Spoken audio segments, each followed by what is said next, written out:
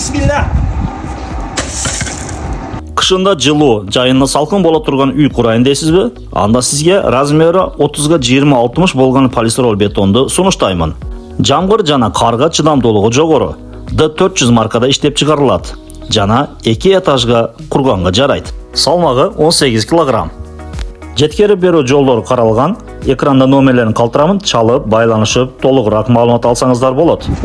Да, каалоочулар үчүн ошондой жогорудан таштап көрөбүз. Bismillah. Өзүңүздөр көрүңүздөр, жакындатып бошотуп коюң. Bismillah. Мына. Чекелер кичине кетиши мүмкүн, бирок негизи турат.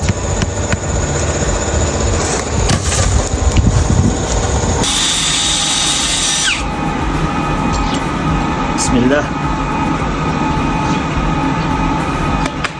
Жакшы экен. Так, сапатын жерге таштап дәл бір көрөбүз.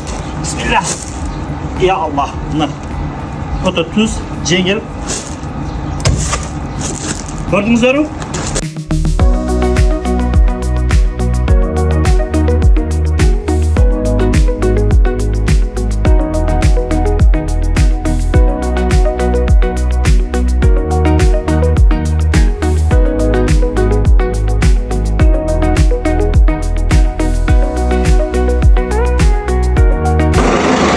Так, азыр сиздерге көрсөтүп өткөн полистирол блоктун адресин дарегин түшүндүрүп өтө турган болсам, азыр бул жерге эки жол бар.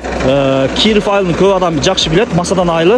Киевде орман ажы, мындайча айтканда, аламал деп коюп берди, сасык сай деп коет. Аламалдан киргенде орман ажыны самовардан киргенде болот. Анан бул жактан болсо, Зирветекс деп мурдагы пахта завод бар, ош пахта заводтан келгенде мына дарбазадан кирет. Азыр мен те жакта МП заправка бар, ошол жерден деле көрсөтүп коёмун.